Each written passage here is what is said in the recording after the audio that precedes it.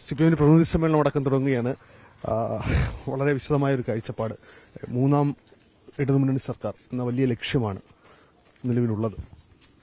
അതെ, ആധുനിക ലോക നിലവാരത്തിലേക്ക് കേരളത്തിൽ എത്തിക്കാൻ ആവശ്യമായ സാമ്പത്തിക, രാഷ്ട്രീയ, സാമൂഹ്യ, സാംസ്കാരിക വിഷയങ്ങളെ സംബന്ധിച്ചിടത്തോളം പുതിയ കാഴ്ചപ്പാട് അവതരിപ്പിക്കാനുള്ള ശ്രമമാണ് ഈ സമ്മേളനം നടത്തുന്നത്.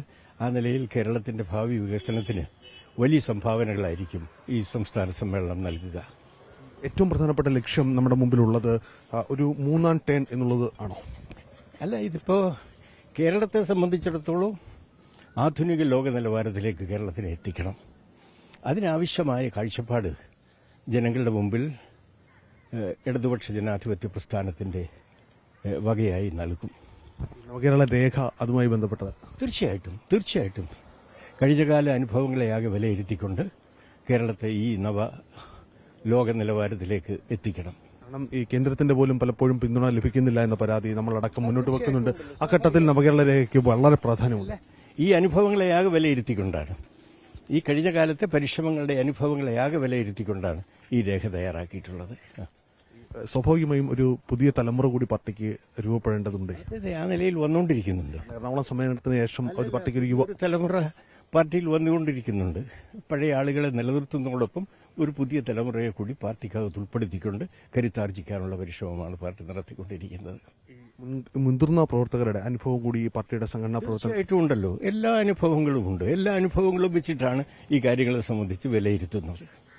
75 വയസ്സ് പ്രായപരിധി അത് തുടരേണ്ട സാഹചര്യം. അതെ, ഇതിപ്പോ അതാണ് തുടരുന്നത്. പുതിയൊരു തലമുറ വരണം പാർട്ടിക്കകത്ത്. ഈ 75 വയസ്സ് കഴിഞ്ഞ ആളുകളുടെ അനുഭവങ്ങളെയും അവരുടെ സേവനങ്ങളെയും ഉപയോഗപ്പെടുത്തുന്ന സംവിധാനവും പാർട്ടിക്കുണ്ട്. വനിതകളുടെ പ്രാതിനിധ്യം സ്വാഭാവികമായും ഈ കാലഘട്ടത്തിന് ആവശ്യമാണ്, അനിവാര്യതയാണ്. അത് കൂടുതൽ ഉണ്ടാകുമോ? അത് ശക്തിപ്പെടുത്താനുള്ള പരിശ്രമമാണ് പാർട്ടി നടത്തിക്കൊണ്ടിരിക്കുന്നത്. ഇത്തരത്തിലൊരു ഇടപെടൽ കൂടി തീർച്ചയായിട്ടും പാർട്ടി നടത്തിക്കൊണ്ട് ഇടതുപക്ഷം മുന്നോട്ട് വെക്കേണ്ട ഒരു സമീപനം പാർട്ടി നടത്തിക്കൊണ്ടിരിക്കുകയാണത്.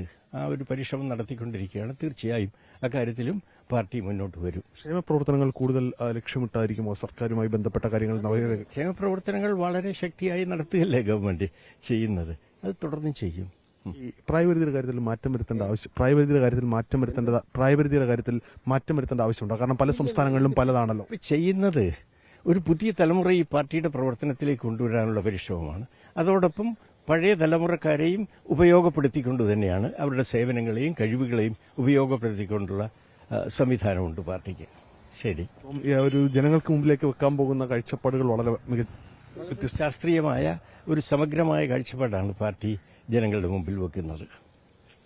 ഓക്കെ, നവകേരള രേഖയിലടക്കമുള്ള വിശദീകരണമാണ് SRP നൽകിയത്. ഇക്കാര്യത്തിൽ ഒരു പുതിയ ഒരു നയം തന്നെയായിരിക്കും അത്. സർക്കാരുമായി ബന്ധപ്പെട്ടത്, ഗവൺമെന്റുമായി ബന്ധപ്പെട്ട കാര്യത്തിലടക്കം വിശദമായ രീതിയിലുള്ള മാറ്റങ്ങൾ ഉണ്ടാകും എന്നുള്ളതാണ്.